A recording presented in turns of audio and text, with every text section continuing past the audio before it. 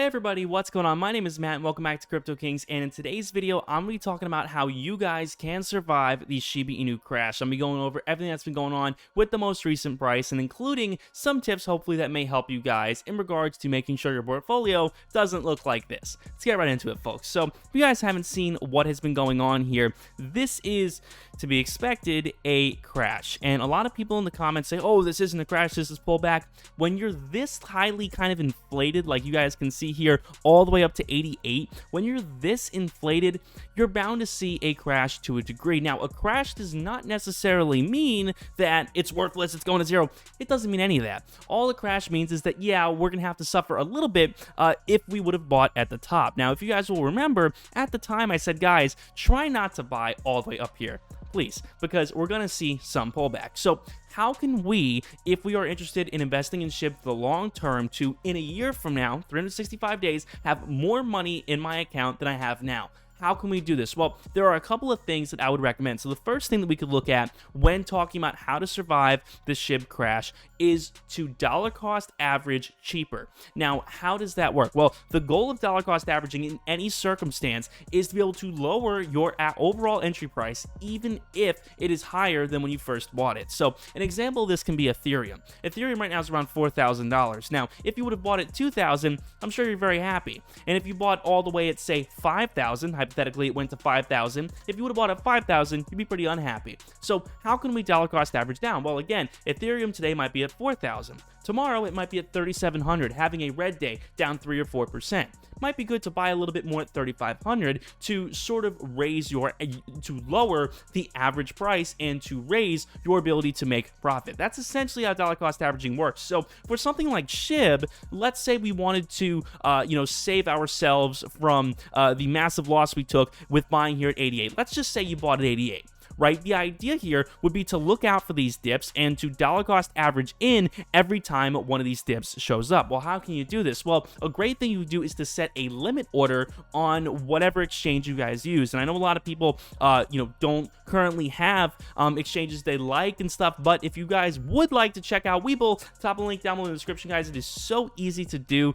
Literally, take you 2 minutes to make an account. You guys use my link over there, and you get 2 free stocks valued up to $2,300. I have seen people get lucky getting shares of Apple, fractional shares of Facebook, so congratulations to whoever that is from my comments who's gotten lucky here. But I really do like Webull. You guys can go trade stocks, crypto, including SHIB, and it really is just a great thing. And of course, I get a couple free stocks as well, so if you guys like me and you want to support the channel, always do appreciate it. So when it comes down to it, dollar cost averaging really is going to be your secret here, and the best way to do this is to set a limit buy at a very cheap price. So if I'm looking at this price right now, I see it at 618. I think it has a little bit more to fall. I could set a limit buy at 55 or 50.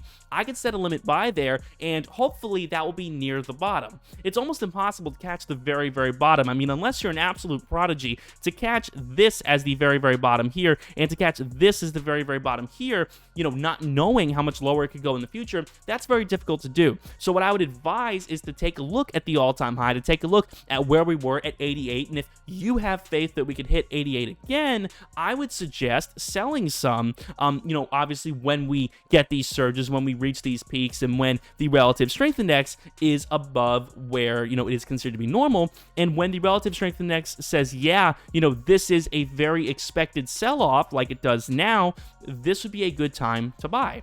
That is, kind of the way I look at this. Again, I'm not a financial advisor, just my personal opinion, but when it comes down to it, you can look at this relative strength index, and if you're trying to get your cost as low as possible for the long run, the best thing you could do is whenever it's overextended, take a look and say, man, you know what? It looks like we're a little, stretched too thin. We're a little too high like we were here. You could look at that. You could notice that and say, you know what? I'm going to sell a little bit now, not all of it, but just a little bit, and use that money I made to hopefully rebuy with a limit order sometime lower. And it looks like, based on evidence, and let me clear my screen here. It looks like, based on evidence, I'm going to circle these two, you guys can see here. Based on evidence, it looks like 56, 58, somewhere around there is kind of the lowest that SHIB is willing to go right now. Could it go lower? Could it go down to 50? Of course it could. But I personally think that if you were to set a limit order down for 57 or 58, that would be a good, safe idea to, again, not catch the all-time bottom,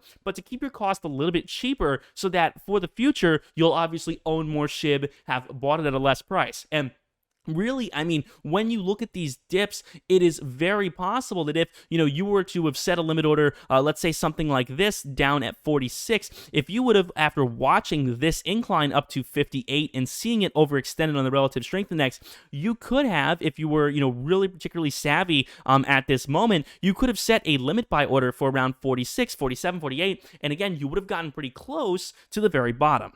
Now, the second thing that comes to my mind, if you guys are trying to survive the SHIB crash, is take a little bit of the profit you made. Hopefully, you guys, sold a little bit, got a little profit. Try to find the next SHIB.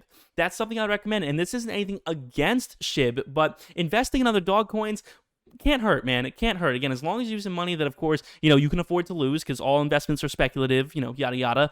As long as you can use money that you can afford to lose, investments I like, you have stuff like Samo, which is another, pretty prime dog coin. I like Woof, which is another example, which I don't even think is available on CoinMarketCap here yet because it's so small, but this is on Solana as well. Cheem is another example, which you guys can see. Cheems is another example here. So there are a lot of options out there you could look for. I know Shibu Inu. I know a lot of people love Shibu Inu, as a dog coin, but the theory is, people are going to take a lot of their Shiba Inu profit, throw it into something else. And if you're able to catch, obviously, what that next thing is, doesn't mean abandon SHIB, but if you can make a little bit of money on the way up, catching the wave early, I think that's a fine idea. Now, an example of this could have been Dogecoin. If you guys can see here, Dogecoin is up a lot on the day, and it seems like, all at once SHIB started to deflate, people started to throw it into Doge. So if you're able to catch these waves in advance and ride them, you could easily make, a lot of money from this. And with that money, you could use it to dollar cost average down into SHIB. Again, if you really like SHIB and believe in it long term,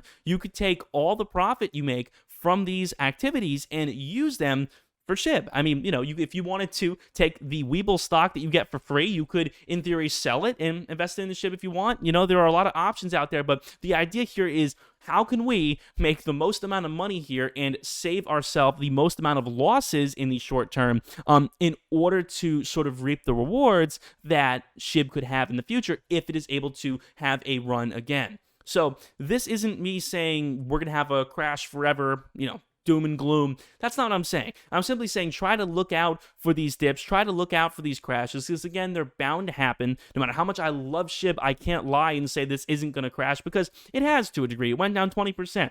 20% is a lot. Okay, so when it comes down to it, our goal is to dollar cost average as cheap as possible to help make ourselves sort of, immune to the next crash in the future, because it's going to happen. We'll have another surge, I'm sure, and we'll have another crash. Again, when that will be, I can't promise, I can't guarantee, because I don't know when that will be, but I am sure there will be a time, in my personal opinion, not financial advice, my personal opinion, I do believe we will definitely hit 0.000062 again. This price is not the all-time high forever. I definitely believe we will hit this price again, and I definitely believe we'll hit a lower price. So it's all about trying to sort of follow it on the way down, follow it on the way up, and learn how to, as best possible, protect yourself and, buy as much SHIB as you can for as cheap as you can and sell as much SHIB as you can at as high as you can. So that's that. I hope you guys have enjoyed the video. If you guys did, make sure to drop a like and subscribe. Again, I'm always going to be honest with you guys. I don't like to shill stuff 24/7. I don't like to shill ever, but I always like to be honest with you guys and give you guys honest